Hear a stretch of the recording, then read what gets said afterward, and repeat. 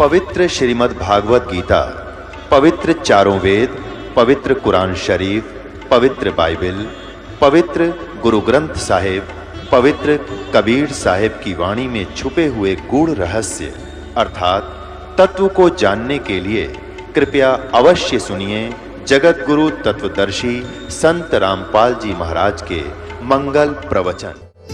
अपनी सोच से पाप मुक्त होने का ये फार्मूला अपनाया कि मैं खाना आज खाऊंगा नहीं, जो जिस खाना बनाने में पाप हुआ इसने फेंकना ठीक नहीं, इसको किसी साधु संत को खिला दूंगा, मेरा भार उतर जाएगा।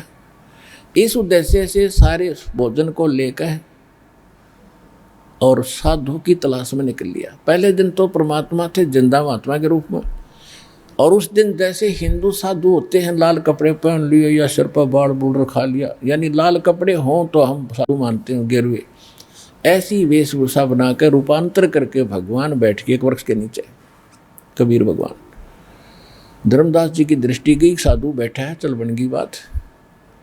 वहाँ जा कर के वो थाली रखती, भोजन रख दिया कि महाराज जी भोजन पा लो।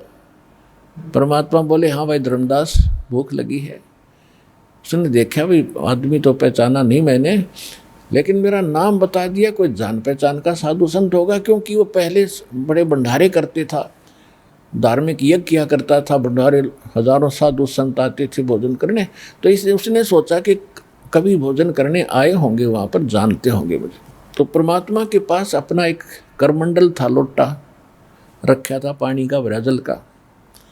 जो ही उसने रोटियों के ऊपर से पर्दा हटाया कपड़ा, परमात्मा ने अपने वो लोटे से जल उठा के एक मंत्र सा बोल के और थाली के उस रोटियों पर छींटे लगा दिए। उस छींटे लगाते ही एकदम जितनी भी रोटी थी, सब्जी थी, उन सब की चींटी बन गई, और अंडे मुंह में लेकर के वह काली थाली होगी इतनी भर गई उसमें।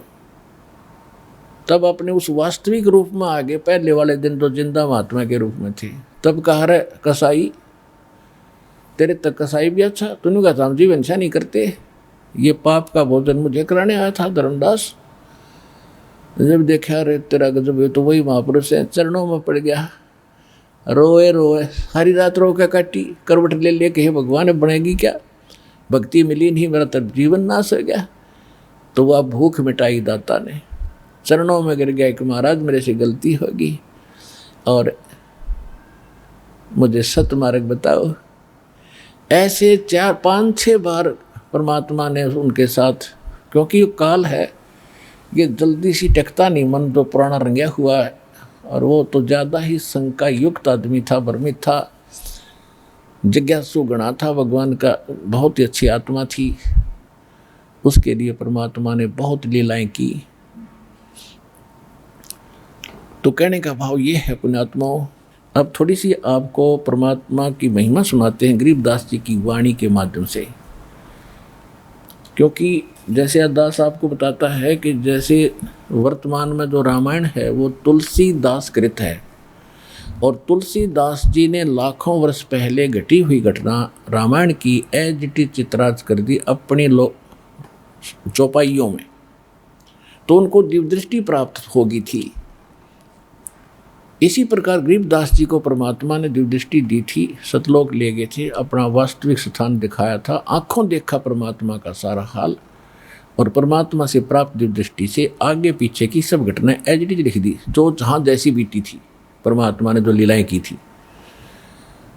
और जैसे आप बहुत बार बताता रहा है दास के, जैसे संजय को दिव्यदृष्टि दी थी वेद व्यास जी ने धृतराष्ट्र जी को महाभारत का युद्ध कुरुक्षेत्र में देख के वहाँ बताने की, बैठा बैठा वहाँ देख रहा था जैसे टीवी चलता सामने, तो वो दिव्यदृष्टि जो व्यास जी ने जी थी वह कुरुक्षेत्र तक काम करे थी, दिल्ली और कुरुक्षेत्र, इस आज्ञा नहीं था उसका ब्यों था, वह इतनी ही दूरदर्शी थी। तो ये दूरदर्शी होती हैं दिव्यदृष्टियाँ। तो तुलसीदास जी ने केवल तीसरे यानी त्रेता युग तक का दिखा था, और कबीर परमेश्वर ने जो दिव्यदृष्टि अपने प्यारी आत्मा आदरणीय गरीबदास साहिब जी को दी थी, उसने असंख्य जन्मों का पहले का और आने वाले भविष्य का, और जो परमात्मा ने जिन जिन युगों में लीला की वो सारा दिखा था, वो वाणी दास आपको सुनाने जा रहा है। और परमेश्वर ने कबीर सागर में धर्मदास जी ने लिखा है, और कबीर वाणी चैप्टर है उसके 136-37 पर बताया है 112 पंथों का वर्णन करते हुए कि 12वां पंथ जो गरीबदास का होगा, जो गरीबदास पंथ चलावेगा, उस पंथ के प्रवर्तक द्वारा यानी गरीबदास द्वारा मेरी महिमा की यथार्थ वाणी पुनः प्रगट होगी। और उस वाणी को कोई समझ नहीं सकेगा, ना गरीबदासी ना कबीरपंथी। उसको समझाने के लिए भी मैं चल कर जाऊँगा उसी गरीबदास के पंथ में। परमात्मा नहीं आए तो अपना कुत्ता भेज दिया पुण्यात्मा आपको भौंक भौंक कर जगाने के लिए। दर जिंदे का रूप शैल वृंदावन कीनी, तहाँ मिले धर्मदास करते हैं बहुत अधीनी। यानी साधु संत भक्तों में एक विशेषता होती है, वो नरम बहुत होते हैं। बेसिक ज्ञान का कहीं उनके समझ में नहीं आता है, वो भले ही थोड़ा बहुत ऑब्जेक्शन भी करते हैं, चाहे थोड़े बहुत गर्म भी हो जाते हैं, पर नरमी फिर भी रहती है, उनमें एक गुण होता है। तो क्या बताते हैं परमात्मा, धैर्य, गरीबदास जी बता रहे हैं, धैर्यंदा का रूप शैल वृंदावन कीनी। परमात्मा जिंदा रूप बना के और वृंदावन में सैर सपट्टे को गए, तहाँ मिले धर्मदास करत हैं बहुत अधीनी। बहुरंगी बरियामना कामनी कामी सोई, दर सतगुरु का रूप धनी उतरे हैं लोई। ओए होए, सतगुरु यानी सच्चा ज्ञान देने वाला पृथ्वी पर परमात्मा के अतिरिक्त कोई नहीं होता। और कहते हैं धर सतगुरु का रूप धनी उतरे हैं लोई, के हे जग वालों, हे जनता, परमात्मा स्वयं सतगुरु रूप धारण करके वो धनी कुल मालिक आप ही कबीर रूप, वो कबीर जी धारक रूप में वह जिंदा महात्मा के रूप में प्रगट हुए। बहुरंगी वरियाम कामनी कामी सोई, दर सतगुरु का रूप धनी उतरे हैं लोई। परम उजागर ज्ञान ध्यान बहुरंगी बाना, तहाँ मिले धर्मदास आचार विचार दीवाना। कौन तुम्हारी जात कहाँ से आए स्वामी, पूछे पुरुष कबीर धनी साहब नी कामी। ओए होए, परमात्मा उस एक जीव को, धर्मदास जी को तो कहते हैं स्वामी जी आपकी कौन जाति है और कहाँ से आए हो। और कहते हैं कौन तुम्हारी जात कहाँ से आए स्वामी, पूछे पुरुष कबीर धनी साहब नी कामी। गरीबदास जी कहते हैं पुरुष कबीर, परमात्मा कबीर उसको स्वामी कह करके पूछ रहे हैं, निष्काम भाव से, निस्वार्थ भाव से, यानी उसके परमार्थार्थ, उसके जीव उद्धार के लिए, निकट पहुंचने के लिए उस जीव को स्वामी कह रहे भगवान। अब धर्मदास जी क्या कहते हैं, हम वैष्णव बैरागी धर्म में सदा रहाई, कोई सुधर न बैठे संग कल्प ऐसी मनमाही। कि हम वैष्णव परंपरा से संबंधित हैं, वैष्णव धर्म में रहते हैं, हम किसी छोटी जाति वाले को निकट भी नहीं आने देते, हम इतने सुच्चे हैं, ये कहना चाहते। सुन जिंदा मम ज्ञाने को अधिक आचार विचारे, हमारी करनी जो करे वो उतरे बहुजल पार। अब जो भी संत, किसी भी संत से भगत दीक्षित है, उस गुरु जी के द्वारा दिए हुए ज्ञान को फाइनल मान रहा है, और कोई उससे मार्ग पूछता भक्ति का तो वो कहता है कि आज जो हमारे गुरुजी जो भक्ति देते हो पार हो जाओगे। तो यही धर्मदास जी ने रटला रखी थी कि हम जो करनी कर रहे हैं ऐसी तुम भी करोगे, यानी गुरु बनाकर भक्ति करोगे तो तुम्हारा बेड़ा पार हो जाएगा। फिर परमात्मा क्या पूछते हैं, बोले धनी कबीर सुनो वैष्णो बैरागी, कौन तुम्हारा नाम गाम कहिए बड़भागी। कि हे पुण्यात्मा आपका क्या नाम है, आप कहाँ से आए हो, आपका गाम कौन है, कौन कौम कुल जात कहाँ को गमन किया है, कौन तुम्हारी रेस किन्हें तुम नाम दिया है। कौन तुम्हारा ज्ञान ध्यान सुमरण है भाई, और कौन पुरुष की सेव कहाँ समाधि लगाई। को आसन को गुफा के भरमत रहो सदाई, सालग सेवन कीन बहुत अति भार उठाई। झोली झंडा धूप दीप अधिक अचारी, झोली झंडा धूप दीप तुम अधिक अचारी। बोले धनी कबीर भेद कहियो ब्रह्मचारी। हमको पार लंघाइयो परम उजागर रूप, जंद कहे धर्मदास से तुम हो मुक्ति स्वरूप। अब परमात्मा की महिमा को गरीबदास जी बता रहे हैं कि उनकी क्या क्या वार्ता हुई आपस में। तो पहले उनकी कितनी प्रशंसा की कि आप तो ऐसे लगते हो जैसे मुक्त हो चुके हो और मेरा बेड़ा पार करो, मैं बहुत दुखी हूँ। अगर ऐसा ना परमात्मा उससे कोई कहते तो वो बात भी ना सुनता, हम इतने नालायक हो लिए। अब क्या बताते हैं, परमात्मा ने पूछा कि कौन। बोले धनी कबीर सुनो वैष्णो बैरागी, कौन तुम्हारा नाम गाम कहिए बड़वागी। और कौन कौम कुल जात कहाँ से को गमन किया है, और कौन तुम्हारी रहस्य किन्हें तुम नाम दिया है। कौन तुम्हारा ज्ञान ध्यान सुमरण है भाई, यानी किस मंत्र का तुम जाप करते हो, तुम्हारा ज्ञान क्या है। और कौन पुरुष यानी किस भगवान की तू पूजा करता है, और कहाँ समाधि लगाई, कहाँ की आशा लगाए बैठे हो, कहाँ जाओगे। फिर कहते हैं को आसन को गुफा के भरमत रहो सदाई, कि कोई गुफा में रहते हो या कोई आपका ठोर ठिकाना कोई आश्रम है, या ऐसे ही चलते फिरते रहते हो।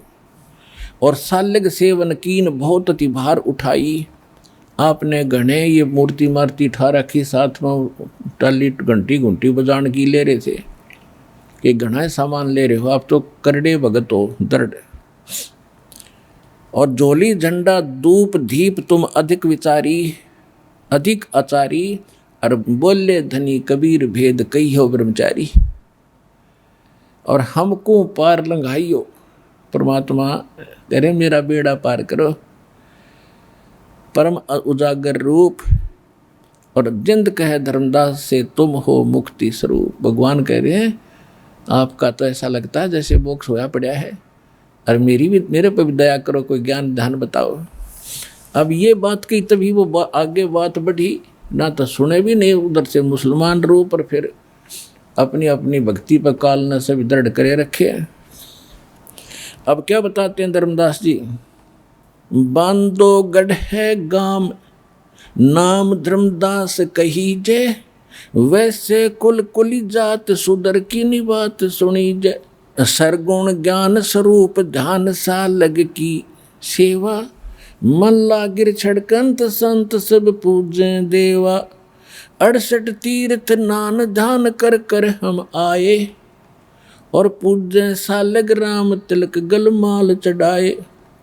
धूप दीप अधिकार आरती करें हमेशा, राम कृष्ण का जाप जप हम रटे शंकर शेषा। नेम धर्म से देह स्नेह दुनिया से नाही, आरूढ़ बैराग और की मानू नाही। फाइनल कर दिया धर्मदास ने कि मैंने जो ज्ञान ग्रहण हो चुका है, मैं कति दृढ़ हूँ, आरूढ़ हूँ इसके ऊपर। मेरे साथ मैं किसी की मानू नहीं कि मेरी भक्ति में कोई मीन मेघ कोई दोष निकालेगा। तो नेम धर्म से नेह स्नेह दुनिया से नाही, और आरूढ़ बैराग और की मानू नाही। सुन जंदे मम धर्म को वैष्णो रूप हमारे। धर्मदास जी कह रहे एक जंदा सुन ले। 68 तीर्थ हम किए हम न चीन्या सिरजनहार। परमात्मा ने कहा कि ये बताओ ये तीर्थ कैसे बनते हैं, तीर्थ वस्तु क्या है धर्मदास। तीर्थ वो स्थान है जहाँ किसी महापुरुष ने कोई साधना भक्ति करी है। और जैसे जो भी तीर्थ जैसे बना है, कोई शुक्ल तीर्थ है, कोई फलाना तीर्थ है, कोई ब्रह्म तीर्थ है, इनके बड़े इतिहास हैं।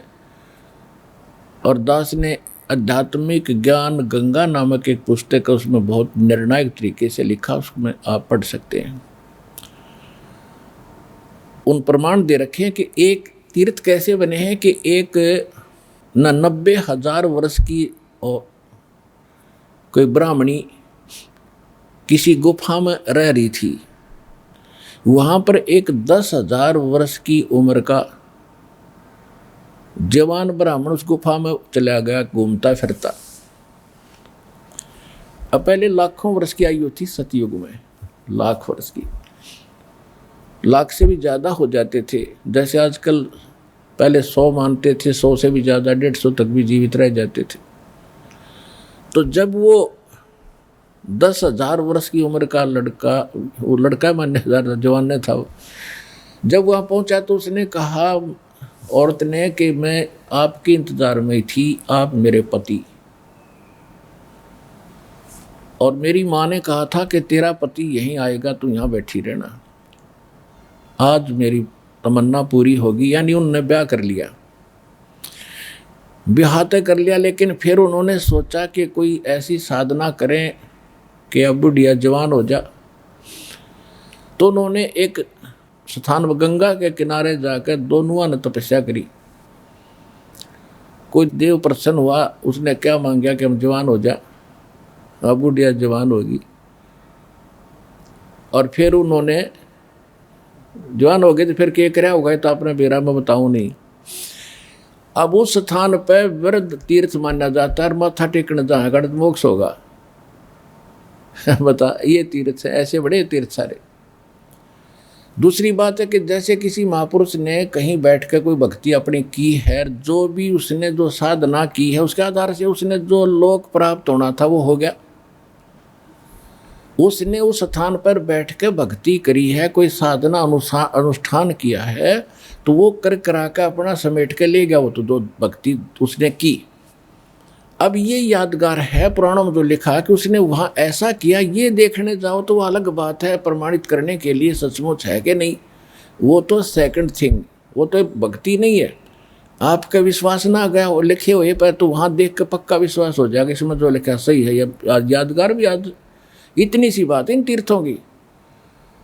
अब वो व्यक्ति वहाँ करके चला गया। जैसे एक अमाम दस्ता होता है ना, जड़ी बूटी कूटन का लोह का उखड़ सा, और इतना डंडा हो उसका मुस्सड़ सा लोहे का ही, तो उसमें जड़ी बूटी सामग्री कुट्या करें हो ना, उनकी भी कूट लेते हैं। इन तीर्थों को तो ऐसा जानो ये तो अमाम दस्ते हैं, और किसी ने किसी का अमाम दस्ता मांग के उधारा और अपनी अवन की सामग्री कुट्टी उसमें कोई, और वो साफ सूफ करके धो धा के अगले का देते, जो साफा करके देते हैं वो सारी सामग्री तो निकाल ली, वो धो के दोनों उखड़ मुसड़ दे दिए। अब उसमें फिर भी महक आ रही थी थोड़ी थोड़ी। उन्होंने देखा कि इसमें महक कैसे आ रही है, उन्होंने देखा कि इसमें कोई सामग्री कुट्टी होगी, आज भी महक आ रही है, 1-2 दिन पाँचवा खत्म होगी।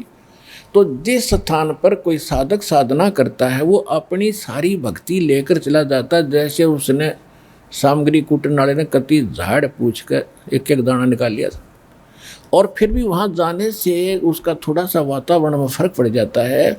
वहाँ जाने से एक बार नो देखता है, महसूस होता है कि वह बड़ा शांत स्थान है, लेकिन कुछ वर्षों के बाद वो भी शांति खत्म हो जाती है वहाँ से। तो वहाँ तो जैसे उसने सामग्री कुटी है, आपने भी किसी स्थान पर किसी भी अमदस्ते में जहाँ आप कुटोगे वो अमदस्ता हो जाएगा आपका। जिस स्थान पर बैठकर आप साधना करोगे आपका काम बनेगा उस भक्ति तय, ना कि किसी और ने जो साधना की उसके दर्शन करने या वहाँ माथा टेकने तो आपको कोई लाभ नहीं। इतनी सी बात है। अब दूसरा उदाहरण दें कि जैसे दास पहले नगर नगर में सत्संग करा करते थे 4-4, 5-5 दिन के, तो वहाँ भंडारे भी होते थे, हलवा प्रसाद भी बनता था, भोग लगा खीर भी बनती थी, जैसे यहाँ चल रहा है ऐसे। तो वहाँ अस्थायी भट्टियाँ बनाते थे हम। अब हम सत्संग करके आ जाते थे और कोई ये कहे कि यहाँ ये पोस्टर कैसे लगे हैं कि संत रामपाल का सत्संग हुआ था, चल देख आज दिखा के लाते हैं तेरे को, यहाँ हुआ था, इस ग्राउंड में हुआ था, और यहाँ खीर बनाई थी, यहाँ हलवा बनाए थे, मैं भी आया था एक दिन। अब दूसरे बार बार फिर कोई वहाँ देखने जा तो देखा हो कि वास्तव में सत्संग हुआ था, यहाँ खीर ख्यार बनाई थी, हलवे भी बने थे, लेकिन अब ना वहाँ खीर ना हलवे, भट्ठी है वह खीर और हलवा, वो मंत्र मोक्ष के तो वहाँ मिलेंगे जहाँ रामपाल सत्संग कर रहा होगा। ये सतलोक आश्रम बरवाला में वो सारे साधन सारी वस्तु उन भट्टियों को देखने से कोई लाभ नहीं होगा।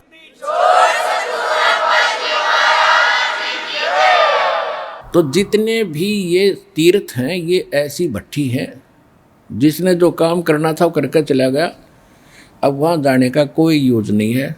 बालक नहीं हो, बुद्धिमान हो, इंटरनेट तक बना लिए, ऐसे बढ़िया बढ़िया सेट सिस्टम बना लिए, कंप्यूटर बच्चे चला लेते हैं, घुमा देते हैं 1 मिनट में। तो इधर भी थोड़ी सी डाइवर्सन करो दिमाग की, ये बहुत अनमोल वस्तु है। और ये तो पेटे का झगड़ा है, जो सारा दिन पढ़ते हैं, तो 15-16 साल बच्चे पढ़ते हैं, 2 रोटी मिल रहा है तो मिल रहा, ना भी मिले वो भी किस्मत वाले को मिलती है। तो इसमें सब कुछ मिलेगा आपको, रोटी भी मिलेंगी, मोक्ष भी मिलेगा, सुख भी होगा। अब क्या प्रश्न किया परमात्मा ने, बोले जिंदा बैन कहाँ से सालग आए, को 68 का धाम मुझे तत्काल बतावे, राम कृष्ण कहाँ रहे नगर वो कौन कहावे, और ये जड़वंत है देवता सकूं क्यों घंट बजावे। देख कितना निर्णय ज्ञान है।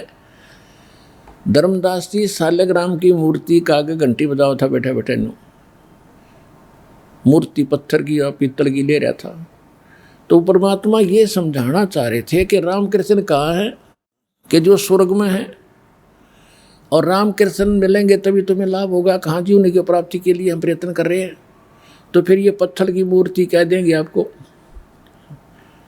जैसे दास ने पहले भी सत्संग में बताया कई बार, ये दास एक बार सेब खरीदा था, एक सेब विक्रेता थे, और ये क्या करते हैं कि जिसके पास घना स्टॉक और बढ़िया सेब दिखा आदमी वहाँ आकर्षित होता है।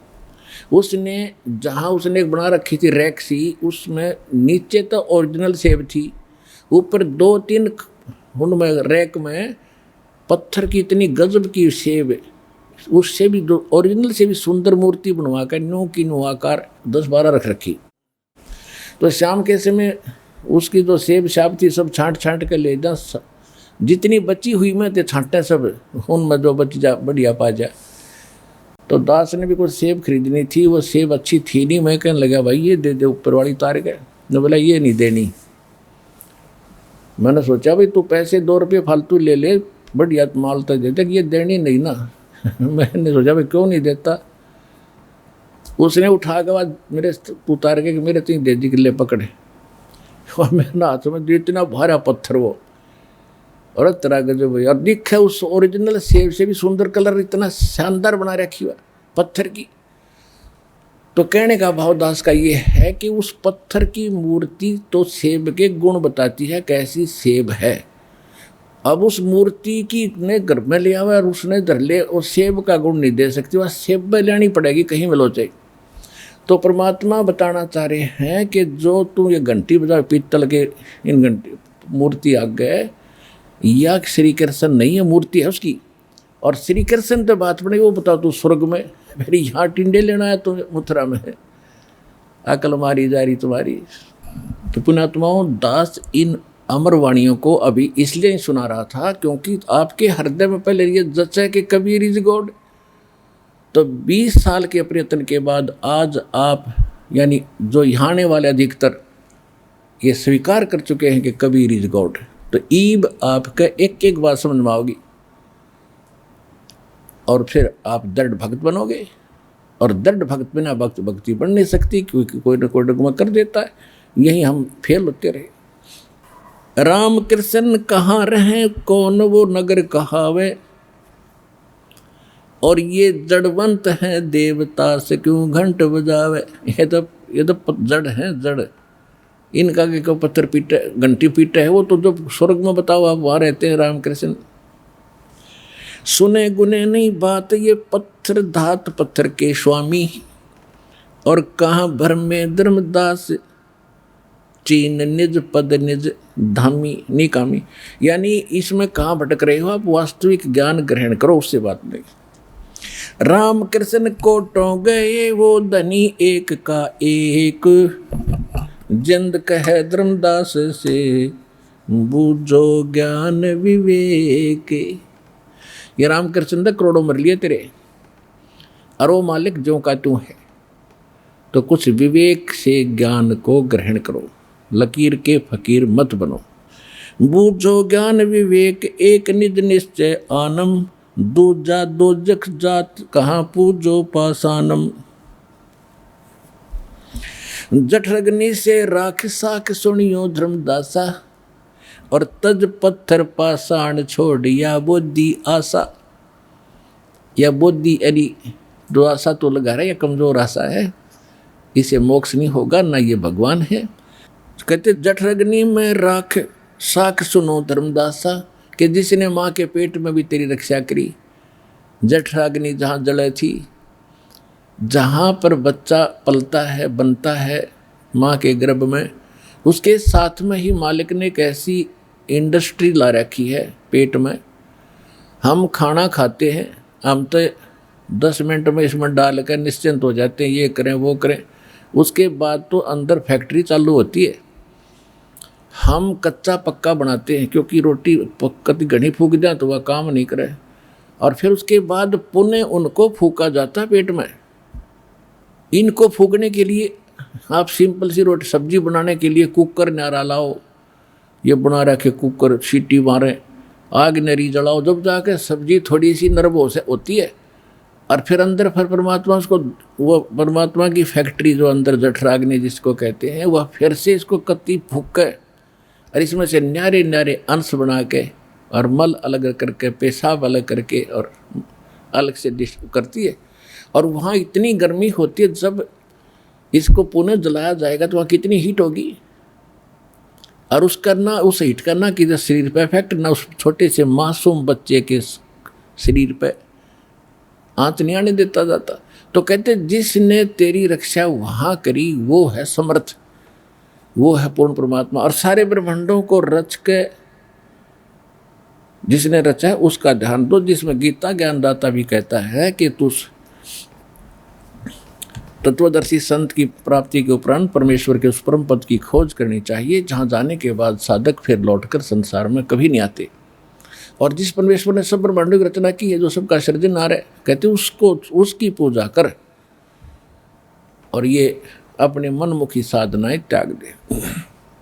जठरग्नि में राख साख सुनो धर्मदासा, और तज पत्थर पाषाण छोड़िया वो दी आशा। अनंत कोट ब्रह्मांड रचे और सब तज रहे नियारे, जिंद कहे धर्मदास से जाका करो विचारे। सारे ब्रह्मांडों को रच के और उनसे अलग उनके ऊपर ही रहता है। अब जैसे वैज्ञानिक ने वायुयान बना दिया और उसके अंदर बैठ गया ठाठ से, वो चालू कर दिया, चल भाई।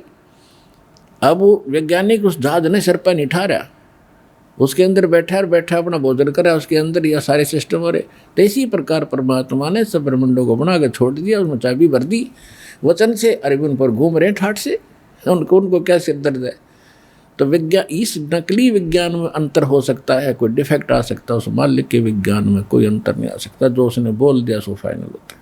अनंत कोट ब्रह्मांड रच सब तज रहे नियारे, जिंद कहे धर्मदास से जाका करो विचार। जाका करो विचार सकल जिन सृष्टि रचाई, वार पार नहीं कोई बोलत है सब गट माही। बोलत है धर्मदास सुनो जिंदा मम बाणी, और कौन तुम्हारी जात कहाँ से आए प्राणी। ओए होए, भगवान तो उसको स्वामी करे, और धर्मदास जी भगवान को कहते ए जीव ए प्राणी तू कहाँ से आ, तेरी क्या जाति है। तो बोल रहा बहुत गणा। बोलत है धर्मदास सुनो जिंदे मम बाणी, कौन तुम्हारी जात कहाँ से आए प्राणी। सरगुण से वा सारे है निर्गुण से नहीं ने, सुन जिंदे जगदीश तू हमें शिक्षा क्या दे। कहते मैं तो सरगुण पूजा करता हूँ मूर्तियां की, मैंने निर्गुण से कोई लेना देना नहीं। और तू मुझे क्या दीक्षा देता है जिंदा, मैं सब ज्ञान से परिपूर्ण हूँ। बोले जिंद कबीर सुनो बाणी धर्मदासा, हम खालक हमसे खलक ये सकल हमरा प्रकाशा। अब देखो परमात्मा ने कहा कि बोले जिंद कबीर सुनो बाणी धर्मदासा, सुन मेरे वचन। हम खालक, खालक माने सारी सृष्टि का रचने वाला, और हमसे ये खलक या सारी सृष्टि मेरे से ही बनी है, और ये सकल हमरा प्रकाशा। हम रचे सब पाषाण नदी ये सब खेल हमारा, अचरा चरचौ खानी बनी विधि 18-12। हमसे ब्रह्मा विष्णु ईश है कला हमारी, हम ही पद परवान कल्प कोट युग तारी। हम साहेब सतपुरुष हैं ये सब रचना हमारे, जिंद कहे धर्मदास से हम पूर्ण करतार। अब यह धर्मदास के गले नहीं उतरा कि सारी झूठ बोल रहे हो। एक मुसलमान मान रहा था, एक जिंदा महात्मा बैठे एक प्राणी समझ रहा था, और परमात्मा क्या कहते हैं, हम साहेब सतपुरुष हैं ये सब रचना हमारे, जिंद कहे धर्मदास से हम पूर्ण करतार।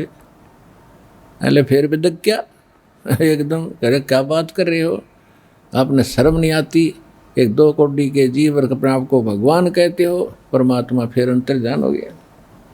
यानी ऐसे ऐसे 5-6 बार परमात्मा ने उसको झटका दिया, जबकि तब उसकी बुद्धि ठिकाने आई। हम इतने उल्टे ज्ञान में रंग दिए काल। अब परमात्मा बता रहे हैं, बोलत है धर्मदास सुनो सर्वंगी देवा, और दीक्षित पिंड और प्राण कहो तुम अलख अबेवा। नाद बिंद की दे शरीर है प्राण तुम्हारे, तुम बोलो बड़ बात न आवे दिल हमारे। खान पान स्थान देह में बोलत दीसम, और कैसे अलख स्वरूप भेद कहिए जगदीशम। कैसे चंद और सूरज और कैसे नदी गिरपासाना, और कैसे पानी पवन धरणी पृथ्वी असमाना। कैसे सृष्टि संजोग विजोग करी किस भांति, कौन कला करतार कौन विद अवगत नाती। अब धर्मदास जी पूछ रहे हैं कि आप अपने आप को भगवान कह रहे हो, जब दोबारा मालिक फिर मिले, फिर ठीक बोला थोड़ा सा कि नो बताओ, आप खाते हो पीते हो, सामने बैठे मुझे दिखते हो, भगवान तो निराकार है। आप पुण्यात्मा, हमारी सारे सबकी बुद्धि कति फेल हो रही थी। दास विष्णु जी का पुजारी था, विष्णु जी की मूर्ति का रोज माथा टेक्या करता, सामने मूर्ति रखते थे, कागज पत्थर की जैसी भी थी, और फिर भी कभी चर्चा चलती थी कि भगवान कैसा है, को तो निराकार है, दिखाई नहीं देता, प्रकाश दिखता है। तो वह बुद्धि धर्मदास की सेट हो रही थी। कहने लगे कि तुम भगवान कहो, और मेरे सामने बैठे हो, खाते पीते दिखते हो, और सारा कुछ आपके शरीर भी दिखाई देता है, परमात्मा तुम कैसी परमात्मा हो। तो परमात्मा बोले कि देख निरख प्रकृति देख, हमारी पंचभौतिक निकाया, मेरा शरीर तेरे जैसा नहीं है, मैं विधेय हूँ। विधेय का मतलब है कि तुमसे भिन्न देही है मेरी। विधेय का अर्थ होता बिना देही का नहीं।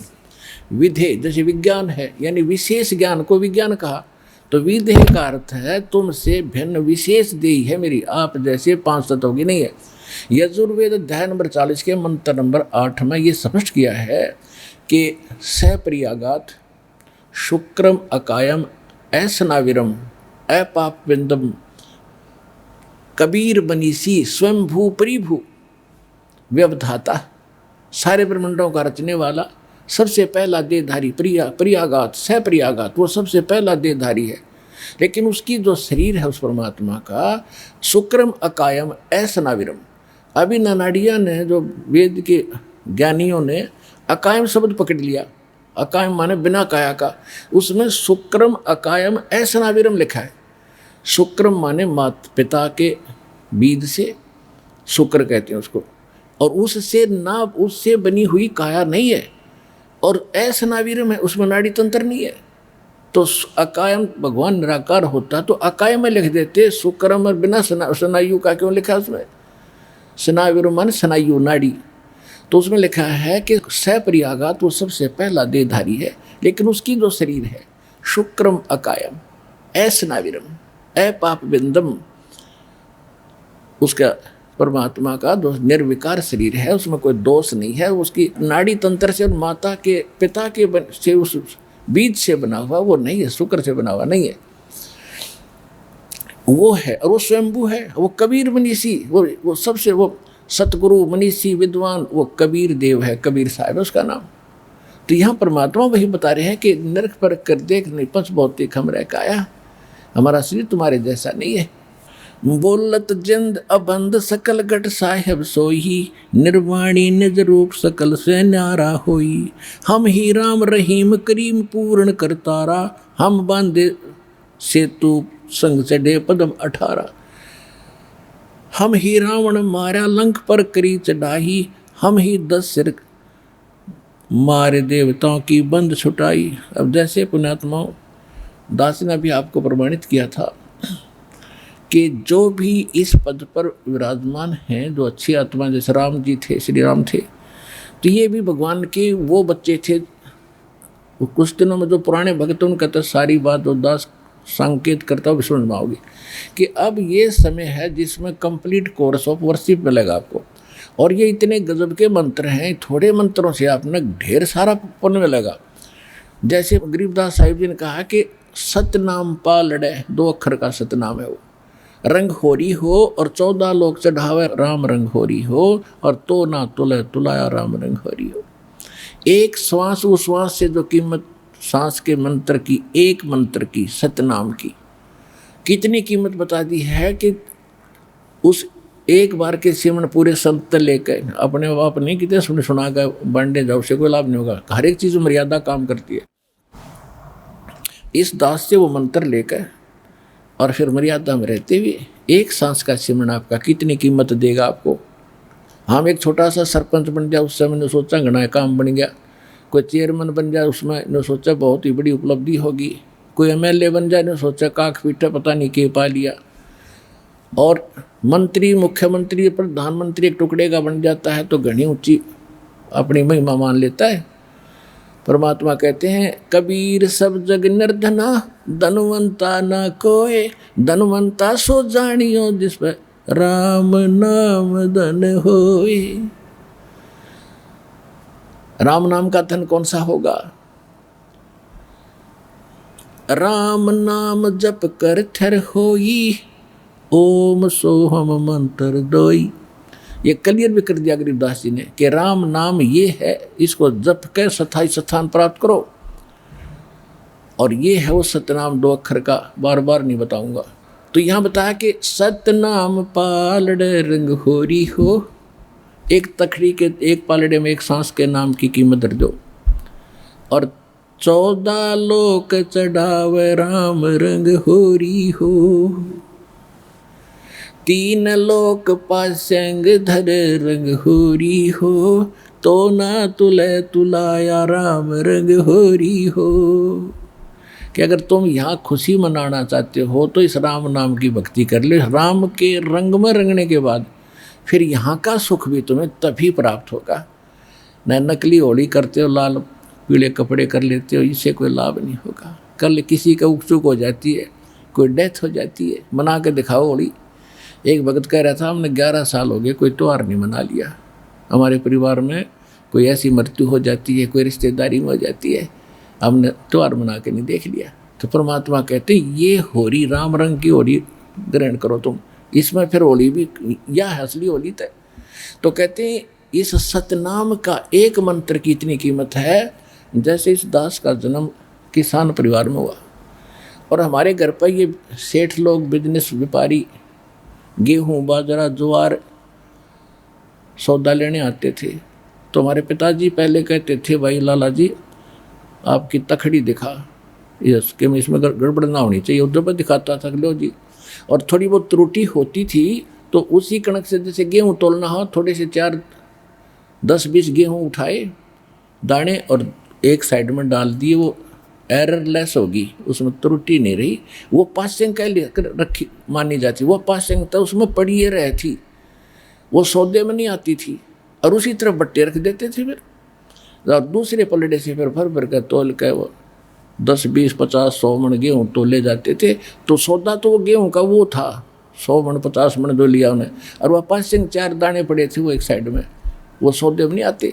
तो कहते हैं सतनाम एक पालड़े में रंगोरी हो और दूसरे में 14 लोक चढ़ावे, जिसमें विष्णु जी का लोक, शिव जी का लोक, दुर्गा जी का लोक, ब्रह्मा जी का लोक, धर्मराज का लोक और ब्रह्म लोक, और फिर ये ऊपर के गोलोक और फलाने लोक सारे मिला दे।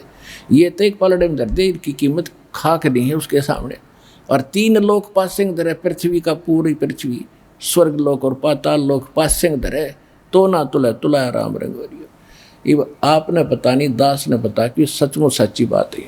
दास जोरी है स्मारक का, और आपको जोरी बनाने के लिए प्रमाण दास कर रहा है कि आप भी जोरी बनोगे और बन भी गए भगत जो ज़्यादा ज्ञान समझ के।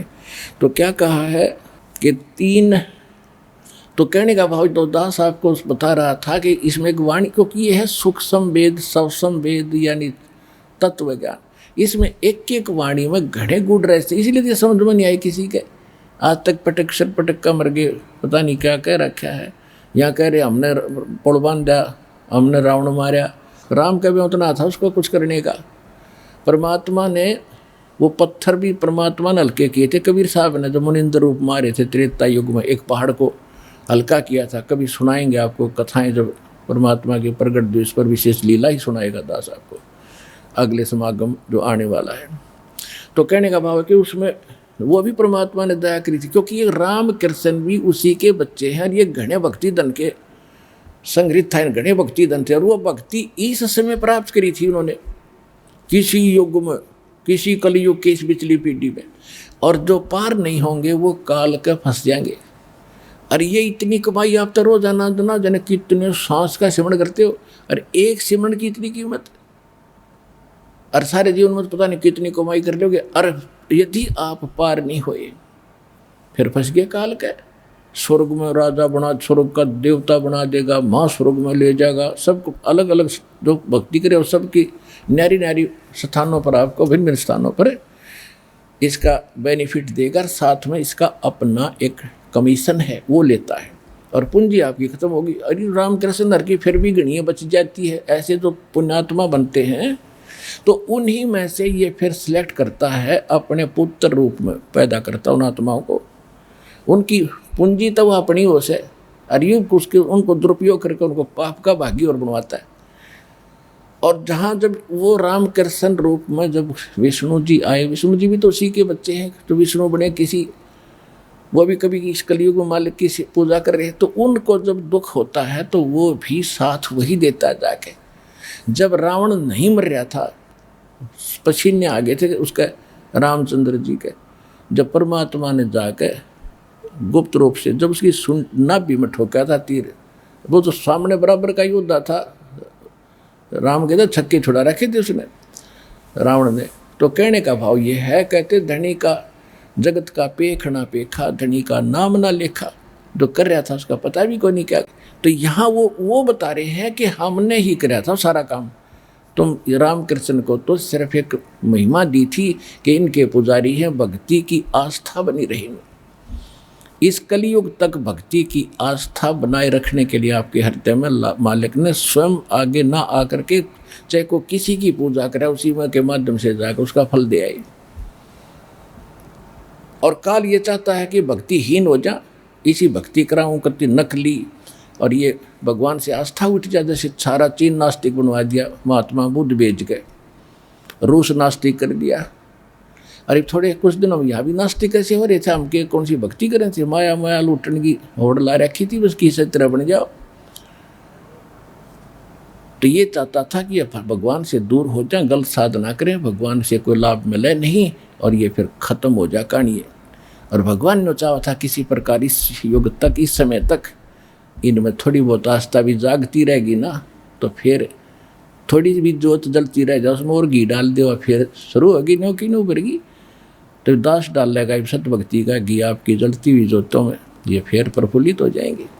फिर क्या कहते हैं, छिन में धरती पग धरूं और छिन में धरती पग धरूं और दादे संग सृष्टि संजोगे, पद अमान न्यारा रहूं इस विद दिन दुनी वियोग। बोलत है धर्मदास जिंद जननी को थारी, तेरी माँ कौन है, तेरे माता पिता कौन है, कौन पिता परवेश कौन गतरेन आधारी, क्यों उतरे कल माही कहो सब भेद विचारम, और तुम निज पूर्ण ब्रह्म कहाँ अनपान आहारण। कि जब आप परमात्मा हो तो फिर ये भोजन भाजन क्यों करते हो, भगवान भूखा है मेरे आग्रह। वाह भैया। कौन तुम्हारा धाम नाम सुमरण क्या कहिए, और तुम व्यापक कल माही कहो कहाँ साहेब रहिए। परमात्मा क्या बताते हैं, गगन सुन में हम रहे और व्यापक सब ही ठोरे, हृदय रैन हमार है ये फूल पान फल मोरे। परमात्मा कहते हैं कि मैं गगन मंडल में, गगन शून्य में हम रहे, यानी सबसे ऊपर के स्थान पर आकाश में, अर्श कुर्स पर श्वेत गुमट है जहाँ सतगुरु का डेरा, और व्यापक सब ही ठोड़। परमात्मा बता रहे हैं कि मैं ऊपर रहता हूँ सतलोक में और मेरी शक्ति सब जगह व्यापक है। जैसे सूर्य कितनी दूर है पृथ्वी से, और उसका ताप, उष्णता, उसकी प्रकाश, और यहाँ पर पूरी पृथ्वी घूम रही है जो इसके सामने है।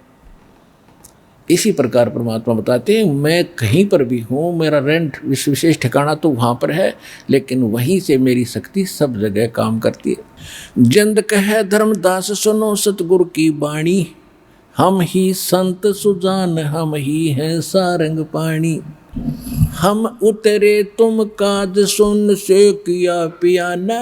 ओए होए, परमात्मा कहते हैं हम तेरे लिए आए हैं और वहाँ से प्रस्थान करके गति करके आया हूँ। और ये वेद बताते हैं परमात्मा वहाँ रहते हैं सच ऊपर के लोक में, भवनों ऊपरी तिष्ठति, और वहाँ से गति करके आते हैं, अच्छी आत्माओं के मिलते हैं। ये भगवान खुद कह रहे हैं, गरीबदास जी बता रहे हैं, हम उतरे तुम काज सुन से कियो पियो न, सुन शिखर से तो ऊपर के आसमानों की चोटी से मैं नीचे आया हूँ, और शब्द रूप धर दे समझ बाणी सुर ज्ञाना, नहीं नाद नहीं व्यंद नहीं पांच तत्व आकारम, गुड़िल्ला ज्ञान अमान हंस उतारूं पारम, नरख परख कर देख नहीं भौतिक हम रह काया, हम उतरे तुम काज नहीं कुछ मोह ने माया। मैं तो तेरे लिए आया हूँ पुण्यात्मा, तुझे समझाने के लिए। आप काल के जाल में फंस गए और तेरे को दलदल से निकालने के लिए आया हूँ। गगन सुन में धाम है वो अवगत नगर नरेश, अगम पंथ कोई पावे नहीं ये खोज शंकर शेष। बोलत है धर्मदास सुनो सतगुर सैलानी, निरख परख से न्यारा भेद कुछ अकल अमानी, सुन जिंदे जगदीश शीश भगत शरण तुम्हारे, और पौम ही आसन साध कहो तुम अदर अधारे। हमारी अकल ऐसी है, नो कह सुन जिंदा जगदीश, तेरा पैर पग शीश सारा कुछ दिखे, तो मेरे सामने बैठा, नो का मैं ऊपर रहता हूँ। अब बता इतनी अकल हमारे अंदर है। तुम सुख सागर रूप अनूप जो अदर रहाई, नहीं पिंड नहीं प्राण तो किससे बोलो गुसाई। अब नो का जब तेरा शरीर नहीं है और नो का विधेय बताओ बोलो कैसे, तो परमात्मा ने कहा कि ये शरीर देख मेरा तेरे जैसा नहीं है।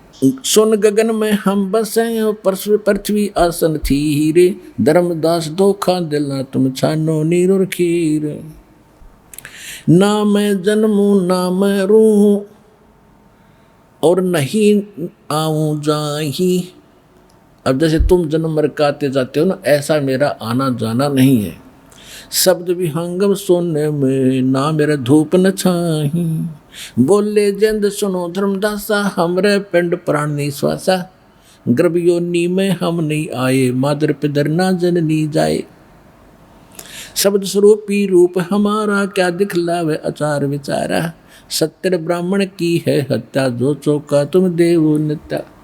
अब क्या बताते हैं कि आप कह रहे कोई मैं पाप नहीं करता धर्मदास, जो तेने चौका लिप्या है ना, रोटी खाना खोना बनाने के लिए जो पोचा मारते हो लिप्या हर गोबर से, इतने पोर्शन में ये 3 बाई 3 फुट का जो तेने बनाया है, इसमें कितना पाप लगा तेरे को।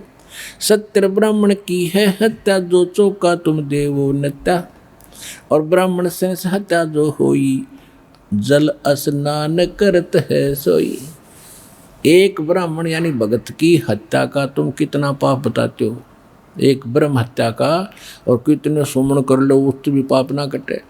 तो ये इस तूने परमात्मा के चाहे छोटे बच्चे न मार दे, और चाहे बड़े को, किसी राजा के लड़के को, चाहे तो नवजात शिशु को मार दे कोई, और चाहे 10, 15, 16 साल के को मार दे, राजा को दुख बराबर हुआ करे। तुम चाहे तो किसी मनुष्य ने मारो, और चाहे छोटे जीव ने मारते हो, उसका पाप भगवान के दरबार में, उसके बच्चे सबका एक जैसा दुख है उसको। तो इसलिए क्या बताते हैं, तुम जो स्नान किया तेने इस तालाब में, और देख तेरे लोटे में पानी जो तू इसमें भर के लाया था, पवित्र जल कहते हो तीर्थ का, देश में कितने कीट वो जीव चल रहे हैं। तो वो एकदम सतब तो रहा, फिर सुनता है भगवान की वाणी को। सत्तर ब्राह्मण की है हत्या, जो चौका तुम देवो नित्या। ब्राह्मण 1000 हत्या जो होई, जल स्नान करत हो सोई। चौके कृमि कीट मर जाई, सूक्ष्म जीव जो दर्शे नाही। जो दिखते नहीं वो भी बहुत से ऐसे जीव हैं जो मर जाते हैं। लिपा पोती जैसे पोचे लगाते हो। तो पुण्यात्माओं, यहाँ क्योंकि समय ये थोड़ा होता है और ज्ञान बहुत ज़्यादा बताना होता है, क्योंकि ये ज्ञान आपने कभी सुना नहीं।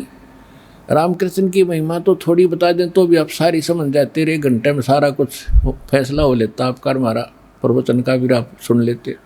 अब इसमें प्रत्येक पॉइंट पे आपका क्लियर करना जरूरी होता है कि कहीं आपको और चिंता ना बन जाए, मुश्किल से सिरे चढ़ते। अब ये समस्या ना आ जाए किसी भक्त के मन में कि पहले तो लिपा पोती करते थे, आजकल तो ऐसी फर्श हो गया, उस पर फिनाइल लगाए जाते हैं, पोचे मारे जाते हैं, तो पाप तो उनको भी होगा। हाँ होगा, लेकिन ऐसा है कि जैसे कोई किसी ने ड्राइविंग लाइसेंस बनवा लिया और वो गाड़ी चला रहा है, और उससे किसी कारण से कोई दुर्घटना हो जाती है और कोई इंसान भी, मनुष्य भी मर जाता है, तो सबसे पहले जांच अधिकारी उसका लाइसेंस देखेगा। ड्राइविंग जो परफेक्ट आदमी है को जान के गाड़ी उठा लिया, तो अनजान है तो फिर इसने बकवाद करी है, जो चला नहीं जानता।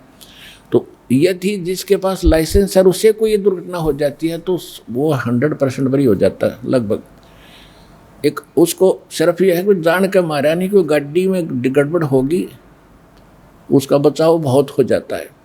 और जिसके पास लाइसेंस नहीं है और वो गाड़ी चला रहा है और उससे कोई ऐसी घटना घट जाती है, सीधी सजा है, 2 से होनी है।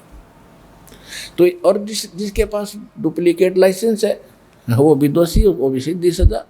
तो इसीलिए जब तक आप इस परमेश्वर कबीर जी के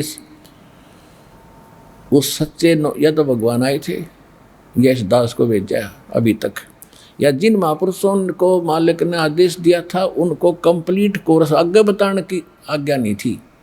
जैसे आदरणीय धर्मदास जी को, आदरणीय नानक साहिब जी को, आदरणीय गरीबदास साहिब जी को, इनको गुरुपद दिया था भगवान ने, लेकिन इनकी से प्रतिज्ञा दिला दी थी कि इस मार्ग को आगे नहीं बताना, सिर्फ प्रथम मंत्र देते रहना। और वो भी परंपरागत सही चलता, तो लाइसेंस वो भी जैसे एक हैवी लाइसेंस एक लाइट होता है, वो लाइट सा काम करे था, तो वो तक था उनके पास, प्रथम मंत्र देते थे बस। अरीब कति से ट्रेला चला लियो, ऐसा दे देंगे लाइसेंस बना के, कोई दिक्कत नहीं आओगे। तो उस समय तो नकली लाइसेंस जिसने और किसी के पास है, जब तक आप इस शरण में नहीं आए तब तक आप कोई पुण्य भी करते थे, कोई गुरु भी बना रखे थे, या बिना बनाए भी कोई साधना करते थे, उससे आपको, या श्री राम कृष्ण विष्णु ब्रह्म की जो साधना, ब्रह्मा ब्रह्म की साधना करते थे, दुर्गा की, चाहे कोई गुरु भी उनका अधिकारी बना भी रखा होगा, तब तक दोनों ही आपने पाप और पुण्य दोनों भोगने पड़े, क्योंकि वो अधिकारी हैं ही नहीं इस गुरु पद पे आने के। ना ब्रह्मा को कंप्लीट स्पिरिचुअल नॉलेज, ना विष्णु जी को, ना शंकर जी को, ना दुर्गा जी को, और ना इस ब्रह्म को, तो इनके द्वारा बनाए वो दिए गए उपदेश मंत्र भी इनकम्प्लीट, यानी वो पूर्ण ऑथराइज्ड नहीं है मोक्ष मार्ग के। तो इसलिए उनकी साधना करने से, बताए मार्ग से, पुण्य करने से तो दोनों मिलते थे आपको, पाप भी और पुण्य भी आपके दोनों डिपॉजिट होते रहे। तो इस प्रकार से आप मोक्ष नहीं प्राप्त कर सके।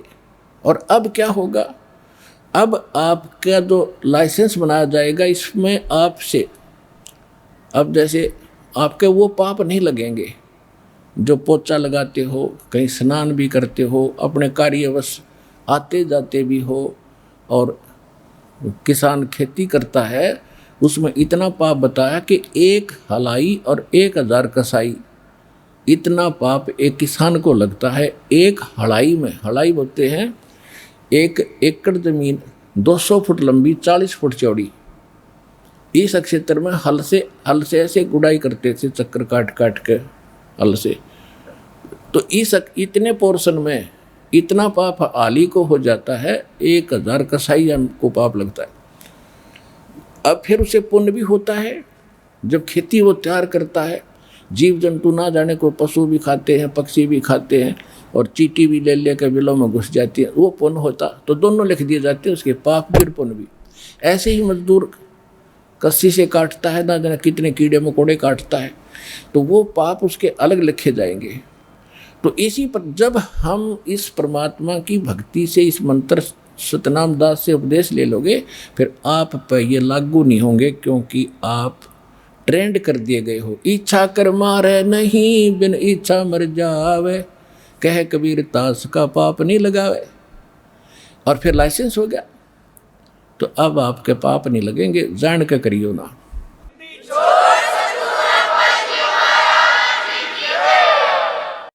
और गीता जी अध्याय नंबर 18 में भी स्पष्ट किया हुआ है कि ये कर्तव्य जो कर्म है आपके।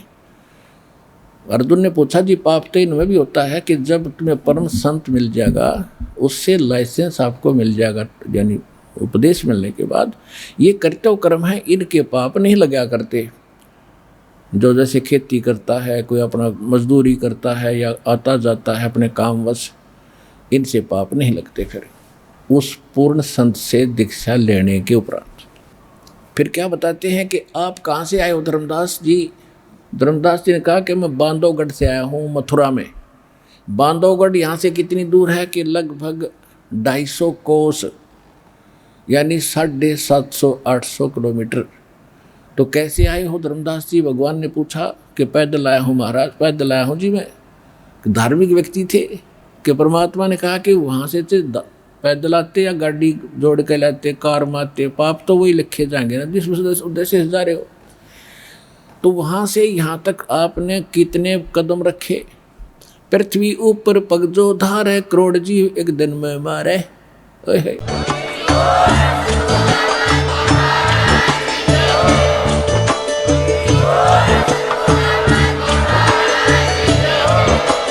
आप सुन रहे थे जगत गुरु तत्वदर्शी संत रामपाल जी महाराज जी के मंगल प्रवचन। अधिक जानकारी के लिए विजिट कीजिए हमारी वेबसाइट www.jagatgururampalji.org। संत रामपाल जी महाराज जी के शुभ आशीर्वाद से पूरे विश्व भर में 500 से भी ज्यादा नाम दीक्षा केंद्र हैं, जिन पर संत रामपाल जी महाराज जी द्वारा ऑनलाइन निशुल्क नाम दीक्षा दी जा रही है। अपने नजदीकी नाम दीक्षा केंद्र का पता करने के लिए संपर्क करें 8222880541।